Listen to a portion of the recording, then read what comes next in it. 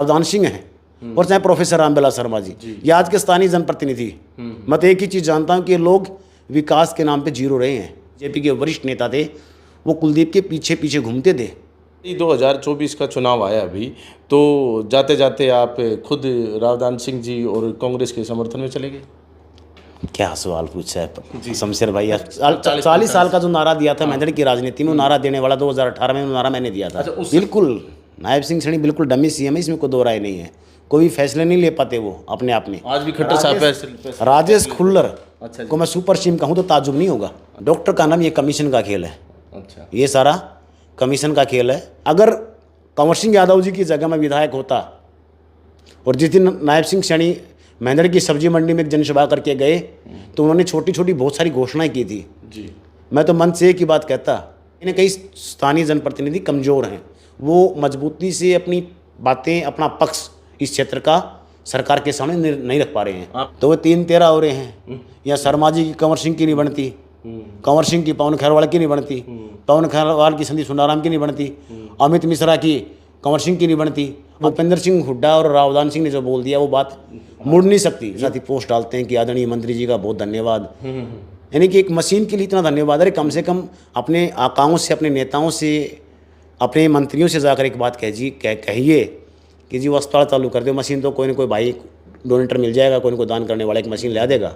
रामविलास शर्मा जी के कहने पे जगह मिली थी, नायब सिंह सैनी को तो जगह ही नहीं मिली थी। अच्छा, बस में बैठने के लिए। फार्म हाउस पे आने से अगर विधायक बनते तो आदरणीय बड़े भाई रावदान सिंह जी 2024 के चुनाव में विधायक बन जाते। हेलो फ्रेंड्स, कैसे हैं आप सभी। मैं Shamsher Kaushik, India news point पर आपके समक्ष एक बार फिर से उपस्थित हूँ। साथियों, जैसा कि आप जानते हैं कि समय समय पर हम आपको हमारे क्षेत्र के विकास से जुड़ी हुई चर्चा और साथ में राजनीतिक चर्चा भी दिखाते हैं। इसी कड़ी में आज हम पहुँचे हैं कुंवर रुद्रपाल जी के यहाँ पर और गाँव जाट के अंदर। इनसे बातचीत करेंगे, विशेष तौर पर बात करेंगे भजनलाल जी के ऊपर एक टिप्पणी हुई थी उसके बारे में भी और महेंद्रगढ़ के विकास के बारे में भी। आप बने रहिए हमारे साथ इंडिया न्यूज़ पॉइंट पर। जी रुद्रपाल जी, स्वागत है आपका इंडिया न्यूज़। धन्यवाद शमशेर भाई, काफ़ी लंबे समय के बाद आपका हमारा आमना सामना हुआ है, और विशेषकर ये आमना सामना भी मैं धन्यवाद करूँगा आपका कि आप हमारे बीच आए और हमारी जो बातें हैं, विशेषकर जो रेखा शर्मा के द्वारा जो टिप्पणी की गई भजनलाल जी के प्रति, हम उसकी घोर निंदा करते हैं। उसी को लेकर आज हम आपके साथ चर्चा कर रहे हैं अपनी। जी, एक बार दर्शकों को बताएं कि क्या टिप्पणी की थी, कहाँ पर टिप्पणी हुई और क्या कुछ कहा गया। रेखा शर्मा पंचकुला से, राज्यसभा सांसद। हाँ, पंचकुला से हैं और राज्यसभा सांसद हैं भाजपा से। और उन्होंने श्यामलाल बंसल जी हैं जो प्रत्याशी हैं बीजेपी के मेयर प्रत्याशी पंचकुला से, उनके जनसभा में, नामांकन सभा के अंदर चौधरी भजनलाल जी के ऊपर और चंद्रमोहन बिश्नोई के ऊपर जो टिप्पणी की गई वो अमर्यादित और अशोभनीय थी। चौधरी भजनलाल जी 36 बिरादरी को साथ लेकर चलने वाले नेता थे और उन्होंने हरियाणा के विकास में अग्रिम भूमिका निभाई। चाहे हिसार के अंदर जीजेयू की स्थापना करने की बात हो, चाहे चौधरी चरण सिंह एग्रीकल्चर यूनिवर्सिटी की बात हो, चाहे पंचकुला को नया जिला बनाकर आधुनिक चंडीगढ़ बनाने का काम किया हो, वो चौधरी भजनलाल जी की देन है।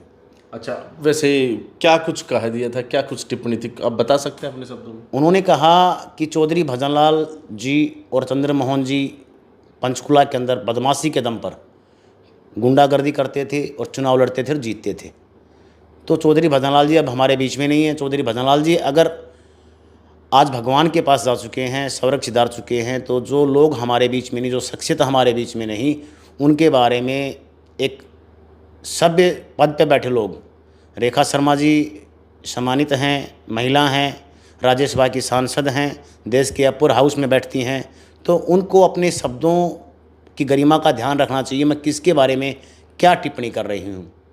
तो आप निंदा करते हैं, कड़े शब्दों में निंदा करते हैं और हम सार्वजनिक रूप से मांग करते हैं कि भारतीय जनता पार्टी के हाईकमान रेखा शर्मा के ऊपर अनुशासनात्मक कार्रवाई करे और चौधरी भजनलाल जी के समर्थकों से और पूरे हरियाणा प्रदेश में चौधरी भजनलाल जी के परिवार के जो लोग हैं, चाहे उनका आमजन मानस के साथ लगाव रहा, उनसे सार्वजनिक रूप से माफ़ी मांगे, वरना जल्दी ही कुलदीप बिश्नोई की जो टीम है पूरे हरियाणा प्रदेश के अंदर, वो रेखा शर्मा का घेराव करेगी और अपना विरोध दर्ज कराएगी। जी। अच्छा, मैं एक बात जो है ना कुंवर रुद्रपाल जी के बारे में बताना चाहूँगा कि ये काफ़ी सक्रिय जो है ना युवा नेता रहे हैं। इन्होंने काफ़ी पदों पर जो है काम किया है भजनलाल जी की पार्टी के अंदर भी। और विशेष तौर पर बात करें तो ये खुद लाइव आया करते थे, मैं देखता था आपको। उस समय मैं तो इवन पत्रकारिता में भी नहीं था, लेकिन मैंने आपके कुछ लाइव देखे थे उस समय।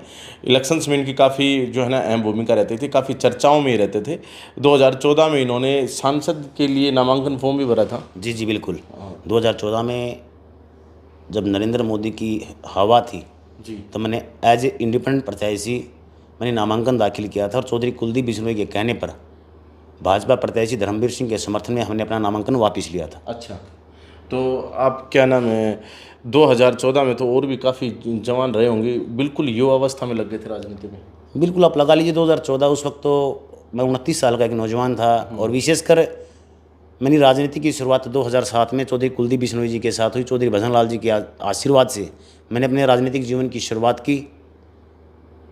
और मैं आज एक बात कहता हूं कि चौधरी भजनलाल जी जैसा जन नेता शायद ही हरियाणा प्रदेश में नहीं होगा, जिन्होंने हरियाणा प्रदेश के फरीदाबाद लोकसभा से चुनाव लड़ा, चुनाव जीते, करनाल लोकसभा से चुनाव लड़ा, चुनाव जीते, हिसार से वो सांसद रहे और केंद्र में वो कृषि मंत्री रहे और 13 साल 12 साल कुछ महीने हरियाणा प्रदेश के मुख्यमंत्री। आज तक भी वो रिकॉर्ड कायम है कि कोई भी शख्सियत 12 साल से ज़्यादा हरियाणा प्रदेश में मुख्यमंत्री नहीं रहा।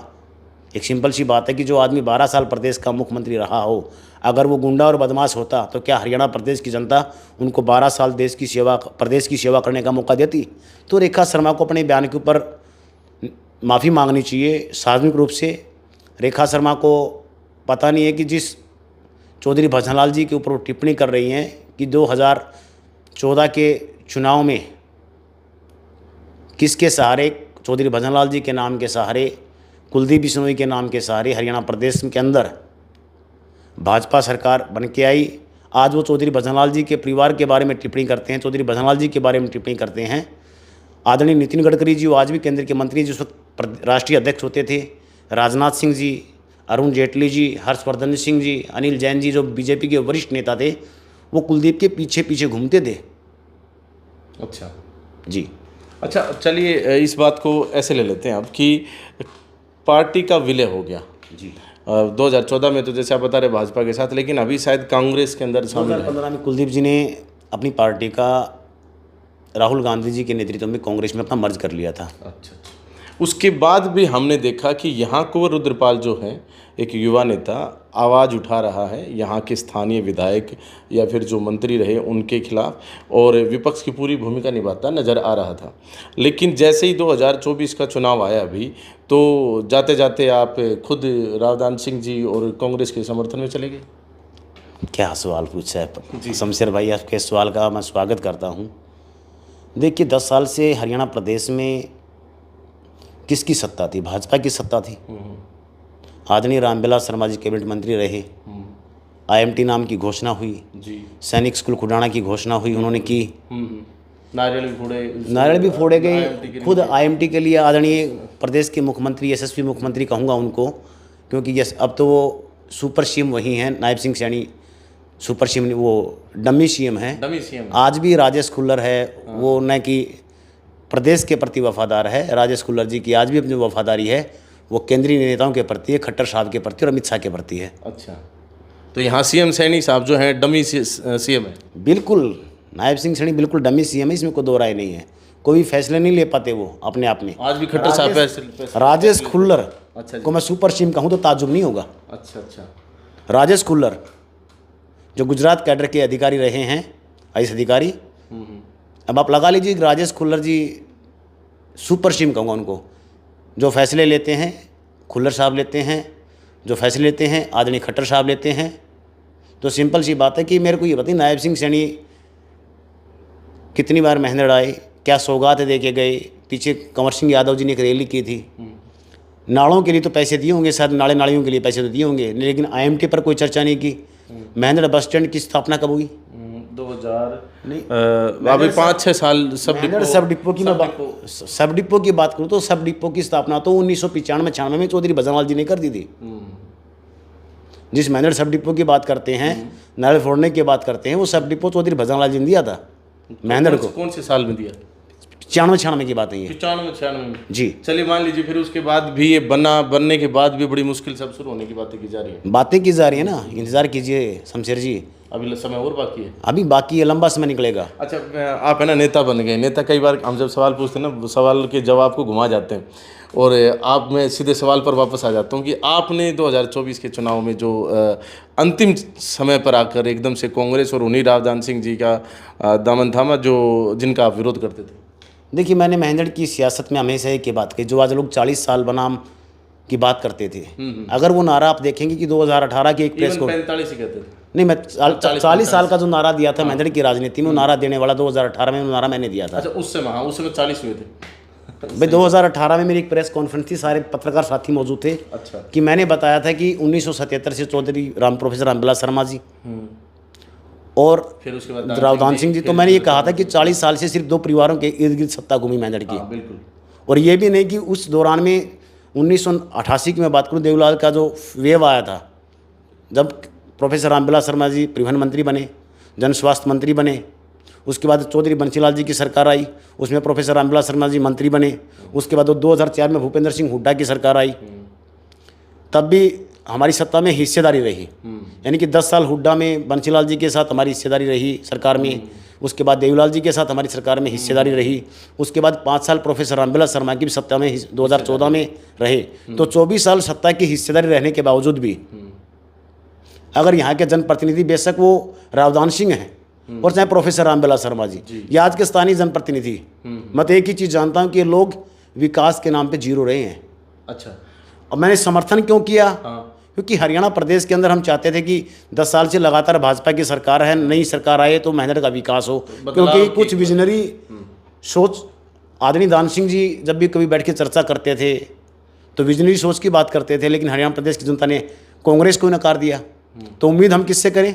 भाजपा से करें। नगर पालिका का मामला पिछले 4 दिन से आप देख रहे हैं क्या चल रहा है। अच्छा, अभी आपने कहा कि जैसे पिछले जो 2 प्रतिनिधि थे उन्होंने काम किया नहीं किया, दैट्स अ डिफरेंट थिंग, चलिए उसको तो हम अब गौण ही कर देते हैं। लेकिन आपने अभी कहा कि वर्तमान जो है प्रतिनिधि, उनसे भी हम उम्मीद करते, तो अब क्या लगता है आपको, विकास हो रहा है नहीं हो रहा है? देखिए, मैं तो शमशेर भाई एक बात जानता हूँ कि कंवर सिंह यादव जी सभ्य इंसान हैं, सौम्य हैं, मिलनसार हैं जी। लेकिन मैं ये कहता हूँ कि जिस अहिरवाल की माटी ने तीसरी बार हरियाणा प्रदेश के अंदर भाजपा की सरकार बनाने में योगदान दिया हो और वहाँ के जनप्रतिनिधि मजबूती से अपनी आवाज़, चाहे वो सुपर सीएम के पास हो या सीएम साहब के पास हो या मजबूत जो मंत्री उनके पास, अपने क्षेत्र का विकास की बात नहीं कर पाएँ, तो कहीं ना कहीं ये बड़ी निंदनीय बात है। एक सोचने का विषय है कि जनप्रतिनिधि हमें ऐसे जनप्रतिनिधि हम चुनते क्यों हैं कि जो अपने इलाके की विकास की बात को डंके की चोट पर ना करें।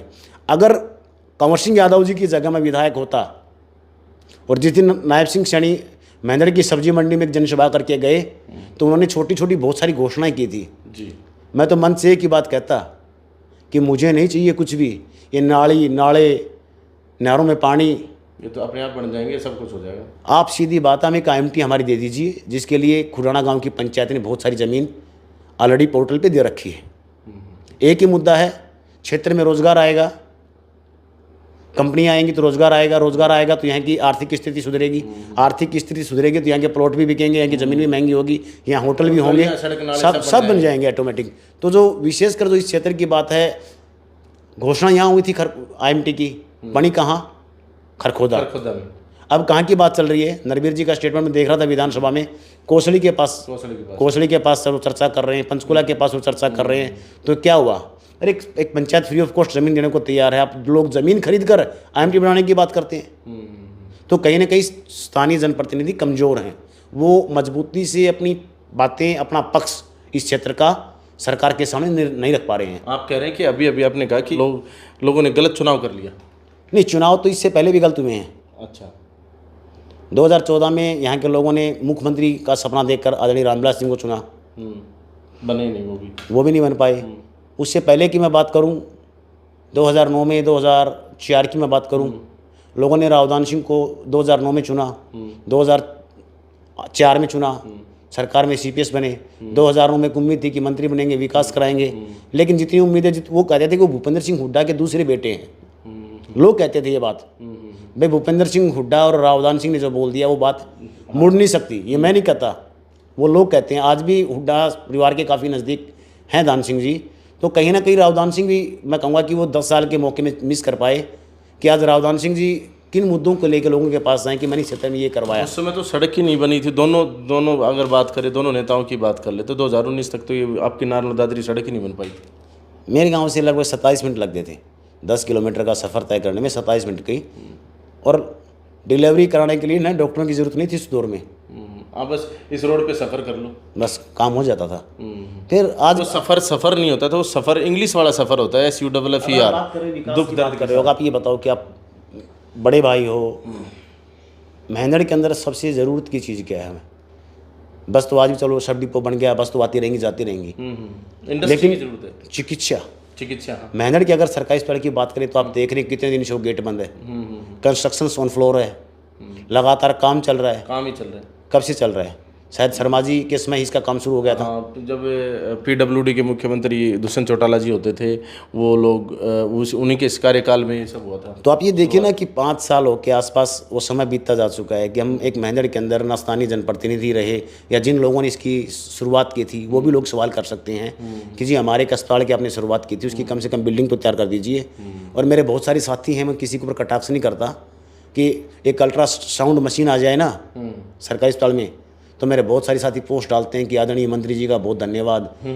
यानी कि एक मशीन के लिए इतना धन्यवाद। अरे कम से कम अपने आकाओं से, अपने नेताओं से, अपने मंत्रियों से जाकर एक बात कहिए कि जी वो अस्पताल चालू कर दो। मशीन तो कोई ना कोई भाई डोनेटर मिल जाएगा, कोई ना कोई दान करने वाला एक मशीन ला देगा।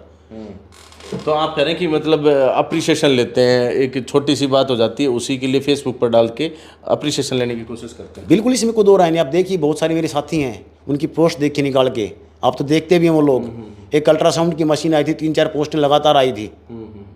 अब धन्यवाद अहिरवाल की बेटी का, केंद्रीय मंत्री का, राव इंद्रजीत का, उसकी बेटी का, क्योंकि शायद स्वास्थ्य मंत्री हरियाणा सरकार में है आजकल वो। तो स्वास्थ्य मंत्री के ऊपर कहीं ना कहीं आप सवाल उठा रहे कि उनके देख रेख में अब जो है काम ढंग से नहीं हो पा रहा। स्वास्थ्य मंत्री की मैं कटाक्ष नहीं कर रहा, अहिरवाल की बेटी है, उम्मीद करूंगा कि अहिरवाल में विकास करे। लेकिन आप देखिए सरकारी अस्पताल के अंदर क्या हालात हैं, आप खुद जाके देखिए, विजिट कीजिए। सही बात है। जो बिल्डिंग है उसका हाल क्या है। अगर नारनौल में भी एक मामला है अभी रिसेंटली कि 10 अल्ट्रासाउंड तक कर देते हैं, उसके बाद ये कह देते हैं कि आप नारनौल से करवा लेना, मैं डॉक्टर का नाम बता दूंगा। डॉक्टर का नाम, ये कमीशन का खेल है। अच्छा, ये सारा कमीशन का खेल है। और ये सरकारी नहीं, ये प्राइवेट अस्पतालों के जो संचालक है ना, इनकी भी डीलिंग होती है और तभी वो वहाँ तक पहुँचता है पेशेंट। बॉडी डीलिंग, 300 रुपये डॉक्टर जिस अस्पताल ने उसको मार करके भेजा उसको मिल जाते हैं। चलिए, बहुत सारे मुद्दों पर आ गए। महेंद्रगढ़ के सिद्ध विकास की बात करें तो क्या होना चाहिए, किस प्रकार से यहाँ पर कार्य होने चाहिए, क्या मांग करते हैं आप? देखिए महेंद्रगढ़ के अंदर मैं विकास की बात करूँ तो सबसे जो अच्छा मुद्दा है IMT खुडाना का है। मैं तो चाहूँगा कि IMT खुडाना आदरणीय मुख्यमंत्री सैनी साहब, सुपर CM खट्टर साहब से भी निवेदन करूँगा कि आपके मुंह से निकली हुई बात है तो कम से कम, वो कहते हैं कि प्राण जाए पर वचन न जाए, तो मैं तो उम्मीद करूँगा खट्टर साहब से कि आज प्रदेश के सुपर CM हैं, शहरी विकास मंत्रालय संभाल रहे हैं केंद्र में, तो वो अपनी उस जबान को पूरा कर जाएं ताकि इस अहिरवाल की इस मिट्टी से लोग याद करें कि खट्टर साहब आए थे मुख्यमंत्री बनकर, उन्होंने एक सौगात दी थी, वो आज प्रोग्रेस पे है, उन्नति पे है और यहाँ के लोगों को रोज़गार मिल सके। दूसरी मेरी जो मांग है वो हमारा जो सरकारी अस्पताल है उसकी जो हालात है पिछले 5-6 साल से देख रहा हूँ कि बिल्डिंग का कंस्ट्रक्शन नहीं बन पाया। एक तरफ हमारी भाजपा सरकार है, उसमें जो मंत्री हैं आदरणीय नितिन गडकरी जी, हम तो एक सिर्फ 1000 गज की बिल्डिंग होगी, वो 1200 गज की बिल्डिंग होगी, 1500 गज की बिल्डिंग होगी। एक तरफ नितिन गडकरी जी के नेतृत्व में भाजपा सरकार रिकॉर्ड पे रिकॉर्ड बनाती जा रही है कि हमने 1 घंटे में 18 किलोमीटर की सड़कें बनाई, और वो भी 4 लेन। और एक हमारा सरकारी अस्पताल की बिल्डिंग बनने में 6 वर्ष बीत गए। तो बड़े दुर्भाग्य की बात है कि कहीं ना कहीं ये उन मंत्रियों की और नेताओं की कार्यशैली पे सवाल उठाता है। नितिन गडकरी ने साबित किया है कि अगर दिल से और लगन से काम करे तो कोई भी काम मुश्किल नहीं है। मतलब आप ऐसे विपक्ष में नहीं है, आप काम करने वालों के हित में है, जो काम करेगा वो ठीक है। देखो नितिन गडकरी जी डायनेमिक लीडर हैं इस देश में, इसको दोहराया नहीं है कि उनसे बेहतर लीडर मैं किसी को नहीं मानता। अगर मेरे से कोई पूछे कि आप देश में प्रधानमंत्री मेडल किसे मानते हैं, अगर हिंदुत्व की बात करूंगा तो लोग योगी के साथ जाएंगे, मैं भी योगी के साथ जाऊंगा।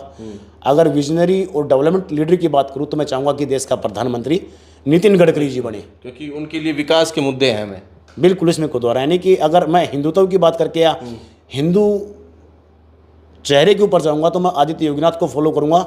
अगर हिंदुस्तान का हर नौजवान, हर मेरा छोटा बड़ा भाई, बड़े लोग, बुजुर्ग की बात सोचें कि हमें एक मजबूत और जो काम करने वाला नेता चाहिए जो देश को आगे लेके जाए, तो वो सब लोग शायद नितिन गडकरी जी को फॉलो करेंगे, नितिन गडकरी को पसंद करेंगे। चलिए, अच्छा, ये है ना योगी जी और हिंदू वाले पर हम है ना विशेष तौर पर बाद में बातचीत करेंगे। आज के लिए हमने जो बातचीत करी रेखा शर्मा जी और महेंद्रगढ़ के विकास के बारे में बातचीत करी है।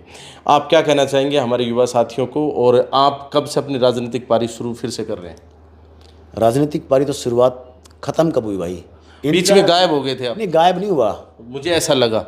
सबको ही लगता है ऐसा कि रुद्रपाल गायब है। हाँ। जितने मेरे साथी हैं, मैं तो आज भी कहता हूं कि मुद्दों की बात करें या जगह तय करें, आज भी महेंद्रगढ़ के युवा साथियों के दिल में अपने लिए काफ़ी जगह हैं। युवा साथी आज भी अपने को पसंद करते हैं, बार बार बोलते हैं रुद्र भाई आप आगे आओ, हम मजबूती से आपके साथ खड़े हैं। लेकिन किसके साथ जाएं? अगर भाजपा के साथ जाएं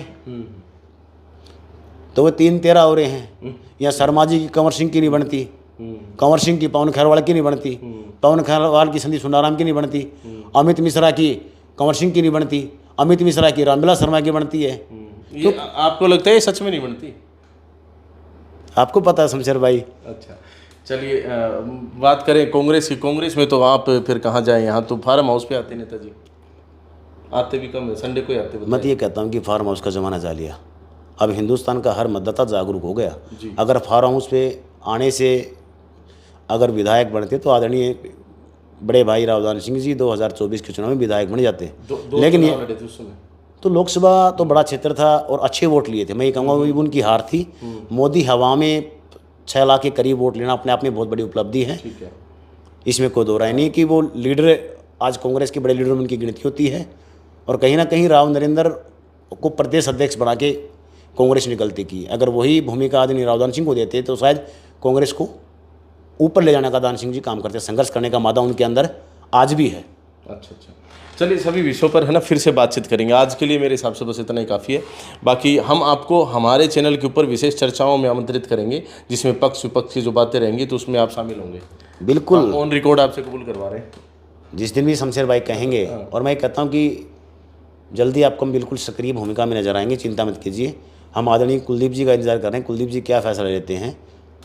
अगर कुलदीप जी यहीं रहते हैं तो मजबूती से हम भाजपा से टिकट भी लेके आएंगे, चिंता करने की जरूरत नहीं है। क्या बात, क्या बात। तो भाजपा से टिकट लेने की बातें यहाँ पर हो रही हैं। और कुंवर रुद्रपाल जी जो एक युवा नेता जिन्होंने एक अपनी पारी बहुत समय पहले सन 2007 में जो है ना शुरुआत कर दी थी, वो पारी अभी 2027 तक कहीं ना कहीं पहुँचने वाले हम।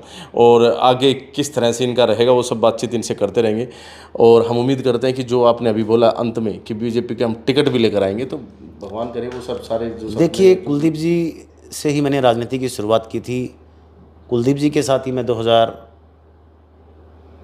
की विचारधारा को फॉलो करता हूँ आज भी। और इतना कमज़ोर जनाधारा कुलदीप बिश्नोई का नहीं है। समझ गए। हरियाणा प्रदेश के कल भी आपने देखा होगा कि 16 डिस्ट्रिक्ट हेडक्वार्टर्स पे कुलदीप बिश्नोई के समर्थकों ने, कुलदीप बिश्नोई की टीम ने आदरणीय रेखा शर्मा के खिलाफ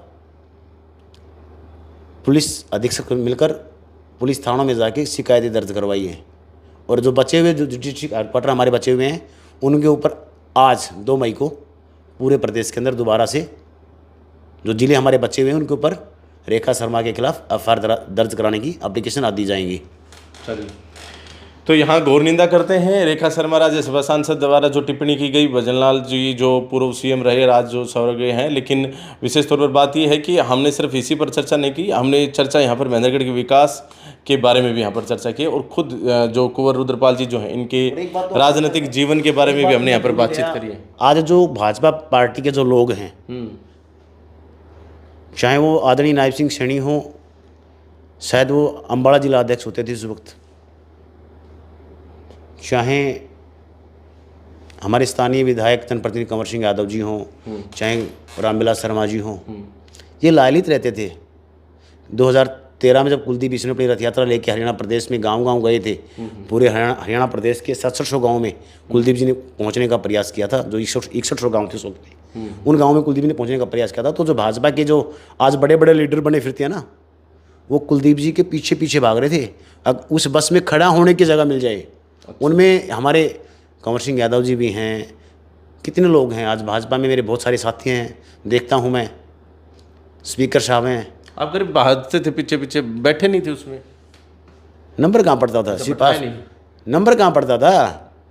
रामविलास शर्मा जी के कहने पे जगह मिली थी आदरणीय कंवर सिंह यादव जी को। अच्छा अच्छा अच्छा। रामविलास शर्मा जी के कहने पे जगह मिली थी, नायब सिंह सैनी को तो जगह ही नहीं मिली थी अच्छा, बस में बैठने के लिए। ये कहाँ की बात है?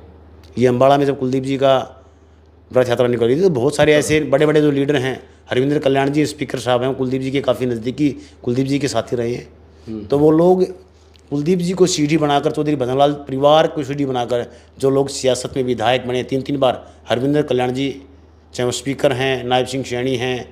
भाई 2014 से पहले हरियाणा प्रदेश की राजनीति Jat versus non Jat, non Jat के सबसे बड़े चेहरे पूरा प्रदेश जानता है, चौधरी भजनलाल जी थे। चौधरी भजनलाल परिवार के कोर वोट बैंक को साथ लेकर भाजपा ने सत्ता बनाई थी, और रेखा शर्मा द्वारा उनके ऊपर टिप्पणी करना बड़ी शर्मनाक बात है, बड़ी निंदनीय है जी। तो इसकी निंदा करते, बाकी ना भाई का अनुभव बहुत ज़्यादा है, एक वीडियो में एक इंटरव्यू में आ नहीं सकता, आपसे पुनः बातचीत करेंगे। आज के लिए बस इतना ही, बहुत बहुत धन्यवाद शमशेर भाई, और धन्यवाद अपने कैमरामैन भाई का भी, और धन्यवाद सब उन साथियों का। मैं चाहूँगा कि सारे साथी इस वीडियो को शेयर करें और लाइक करें, और भाई शमशेर को विशेष कर आगे बढ़ाने का काम करें। एक मेहनत की बुलंद आवाज़ है शमशेर भाई। शमशेर भाई लगातार यहाँ के सामाजिक राजनीतिक जन मुद्दों को लेकर लोगों के बीच में जाते हैं। तो मैं कहूँगा कि इंडिया न्यूज़ पॉइंट को ज़्यादा से ज़्यादा लाइक करें और ज़्यादा से ज़्यादा शेयर करें। क्या बात जी, बहुत बहुत धन्यवाद। कभी किसी शख्स ने कहा था कि कोई ऐसा शख्स आएगा चेयर के ऊपर जो इस तरह से बातचीत करेगा, बड़ी मुश्किल से आज हमें ऐसा शख्स मिला है, और इनसे बातें और भी आगे कंटिन्यू करेंगे। आज के लिए बस इतना ही। आज आपको कैसी लगी ये कवरेज, कैसा लगा ये इंटरव्यू, कुंवर रुद्रपाल जी के बारे में क्या कहेंगे, सब कुछ आप कमेंट में लिख डालिए। बाकी इस तरह की और भी जो है ना कवरेज आपके लिए लाते रहेंगे। बहुत बहुत धन्यवाद। जय हिंद, जय भारत।